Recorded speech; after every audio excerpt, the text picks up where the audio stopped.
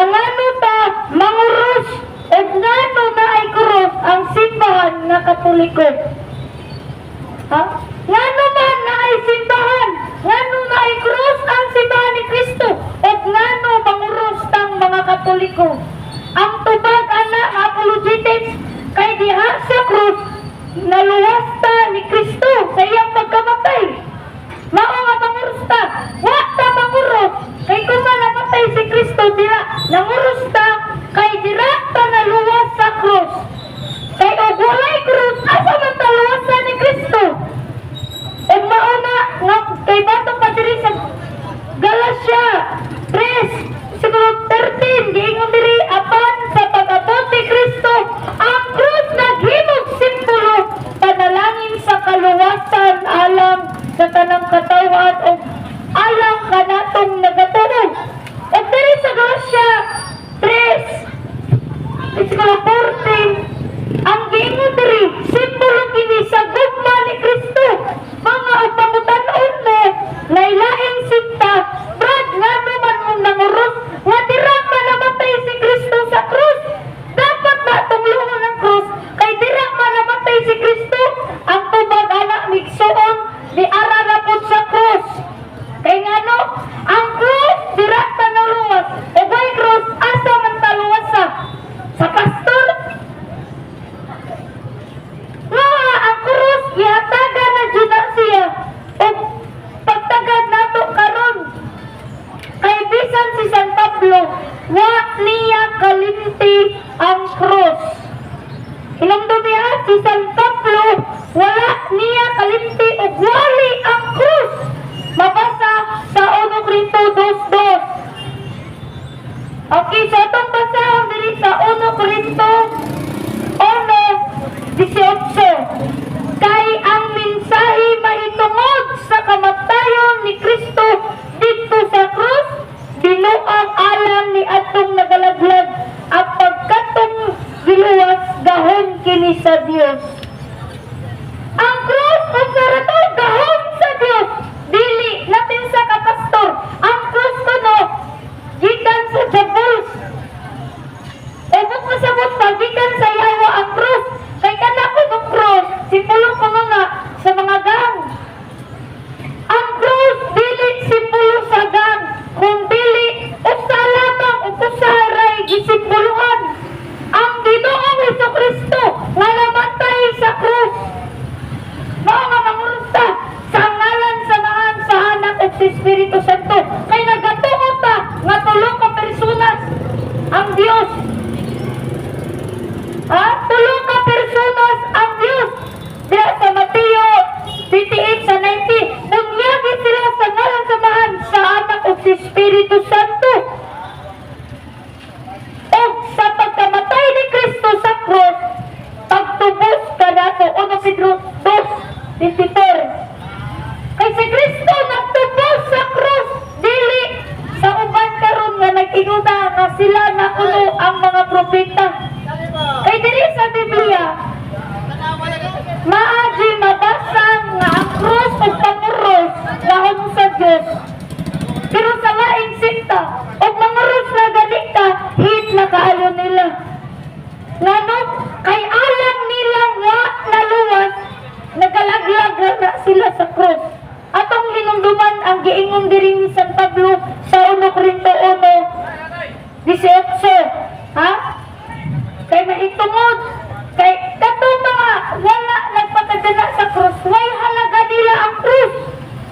Wala nila dawata sila kasing-kasing ang krus nga namatay si Kristo.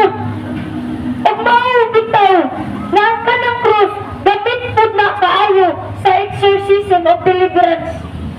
Kay ngano ang yawa mahadlok sa krus. Kay ngano kay dira man namatay si Kristo ug dira ang tanan natong sala nawa. Mao nga ang yawa inital ana ug masuko jud sila. Kay dira sa krus nagsugod nawa ang mga kasalanan sa tao. Apan ang karon ang yawa naningkamot na pud nga makasa ta og balik. Pero mabalik ta sa tema diri sa krus. Kay gingon man diri kay mensahe mahitungod sa pagkamatayon tayo ni Kristo sa krus binuang gahom kini sa Dios.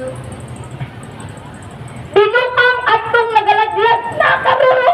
Way, pagkabana sa laing sikta ang krus. Pero kanatong maluwas sa Katoliko sa ngalan sa Apostolika Romana, gahom ka na sa Dios. O diri pa Diyos. Diri sa 1 Corinto 17, gigamit ang yanong nga pulo sa pagwali aron dili mawat ang gahom ang krus ni Kristo. Busa dunay gahom ang krus. Naay power ang krus. O paanay gamiton sa exorcism ang krus ni Kristo. Kay dira namatay si Kristo o dira nawala ang tanan nga mga sala. Dira namatay ang sala. O mauna ang Katoliko. Gipadako na ang krus. Kaya ang krus dira ta gitubos ni Kristo o dira ta namatay. Dili sa katong ingon nga wa ko na ihalaga ang krus.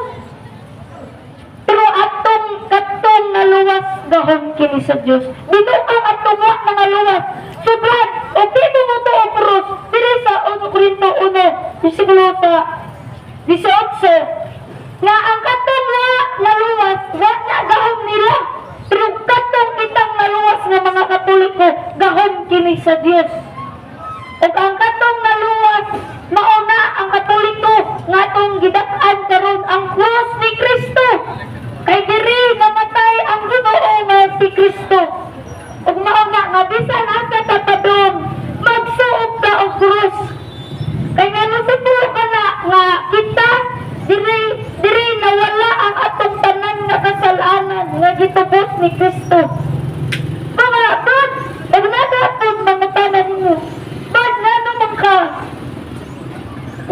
ka mo nakadud may krus, magamit-gamit lang larawan na krus. Kay gigamit pa na nabo kana kay simbolo kay dira namatay si Kristo. Pero katong mga wa naluwas, way pakibana nila ang krus. Mga bitang naluwas, ipagkalibanaan na to ang krus. Kay dira namatay si Kristo. Di mo dawat ang laing sikta na ngano? Di man si Kristo ang nagtukod nila. Dili man ni Kristo ang ilahang doktrina. Naglain-lain ang pagsabot nato sa Biblia. Pero kana sa tibang Katoliko wala. Ay diri sa 1 Corinto, o kibalik na diri 1 Corinto 2:2, gayong diri. Samtang nagwali si San Pablo, wala kalimpi na San Pablo ang paglangsang ni Kristo sa krus. Wala kalimpi ni San Pablo ang pagwali sa krus. Kay ngano gihatagan magpakibana ni San Pablo ang krus kay kahibaw si San Pablo nga ang krus dili gahom sa yawa kung dili gahom sa Dios. Dili pa Dios nga kita mudawat sa krus. Kita pong Katoliko ug asa gani sa dapit di kita manguwaw mangurus. Ayaw ikaawaw ninyo ang krus kay si Kristo namatay wa mo ginauwaw si Kristo. Nagpadayon din po siya pagdala sa krus. Bisan ang mga tao nagsinggit. Si Kristo nagpadayon og pas-an nga ikaw igo ra ka mangurus. Mauwaw pa ka? Wa ka mauwaw nga ang Dios imong kay diri sa Biblia. O kinsa gani ikaawaw ang Ginoo? Ikaw uwaw usab ikaw sa Ginoo sa tinghukom. Mga bisan asa mo mag-drive ang motor mangurus ta. Asa mo magsakay mo barko mangurus ta. Mangurus ta kay dira ta na gitubos ni Kristo. Unsa po na siya kagamit sa prayer. Ang timaan sa krus ni Kristo nga dito talap, dito namatay si Kristo. Maunay simbolo sa krus ni Kristo. O moingon po sila, ang kanang krus daghan man nang amatay anak. Kato din kauban ni Kristo ang gamit ato, krus man. Pero itong timan-an na ang krus simbolo sa pagkamatay ni Kristo o dira ang tanan natong sala nawa. Wala kalimti ka na sa pagwali ni San Pablo sumala sa 1 Corinto versículo 2:2. 3 pa jud, okay, balik na po diri sa Galatia 6 verse 14. Ipagsigarbo ni San Pablo ang krus, busa nangurusta o mugamit sa larawan sa krus. Pero katong mga di mo gamit sa larawan sa krus, mauto ang mga kaaway ni Kristo na naawaw sa paggamit sa krus. Dapat po ta ato doon ang gamiton kay ang dapat ta mo gamit sa larawan na krus. O mangurus po ta, dapat po ta mangurus ta. Isulti po na to, di mangurus ta, magsaba ra. Dapat wala na sa ngalan samahan sa anak o sa Espiritu Santo. Di kami yun, mangurus ra. Mapa na gitudlo sa Santa Iglesia? Ang gitudlo sa Santa Iglesia, mo sabat po ang bakbak o gamiton ang katog sa pangurus. O sunod na pagutala ko, kung pila man kakapot gamiton ang krus. Pila man kabuo, kay ang nag-ingon ang uban, kaniko nung tanan, mao na ni ipangurus. Apang dili, kay ang ipangurus, mao ka na ang tulo, symbol of God the Father, God the Son, and God the Holy Spirit. Simbolo sa Santissima Trinidad, mga tulo kabuo katua, kay simbolo kini sa Diyos Amahan, Diyos nga Anak, o Diyos ni Espiritu Santo. Simbolo. Kaya batok pa Diyos sa Ezekiel 9 verse 10 hangtod sa 6 sa Jerusalem, sa Bible o sa Biblia, sa Kristohanong katilingban, sa Kristohanong katilingban, ang walay patid sa krus ipapatay sa Diyos sa paghukom. O katunglan mudawat sa krus o mangurus o walay patid sa krus, patyon sa Ginoo o katong walay patid sa krus. Mga mangurus na Katoliko pero lain sikta nga mangurus.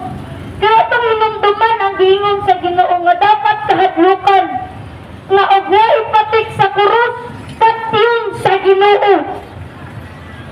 Patyon sa Ginoo, ilang mo imo mangurus patik sa krus, patyon mo sa Ginoo.